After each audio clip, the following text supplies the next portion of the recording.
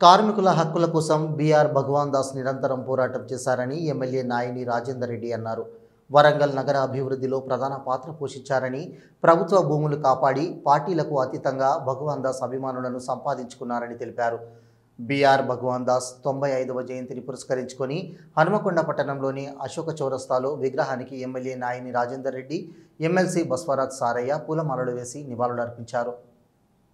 ఉన్నప్పుడు వాళ్ళ బావగారి పేరుతో ఒక కాలనీ నిర్మాణం జరిగింది.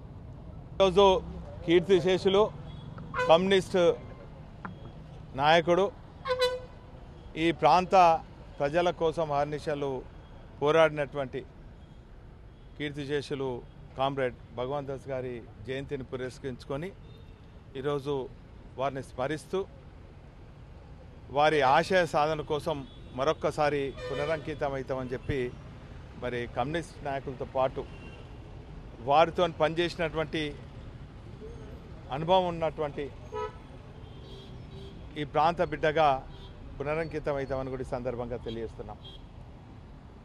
తాను నమ్మినటువంటి సిద్ధాంతానికి చివరి శ్వాస వరకు కట్టుబడి ఉండి సమాజంలో ఉన్నటువంటి పేద బడుగు బలహీన వర్గాల అభ్యున్నతికి, ప్రత్యేకించి చెప్పాలంటే కార్మికుల పక్షపాతిగా పేరు పొందినటువంటి భగవాన్ దాస్ గారు ఈరోజు మన మధ్యలో లేనప్పటికీ కూడా కార్మిక లోకానికి, పేదల పట్టాల కోసం పోరాడినటువంటి అనేక సంఘటనలను స్మరిస్తూ కార్మికుల హక్కుల కోసము మరి వారు చూపెట్టినటువంటి బాటలో పునరంకితం అవుతామని చెప్పి కార్మిక లోకం అంతా కూడా ఈరోజు మరొక్కసారి మరి వారిని స్మరిస్తూ ప్రతిజ్ఞ చేయడం జరిగింది.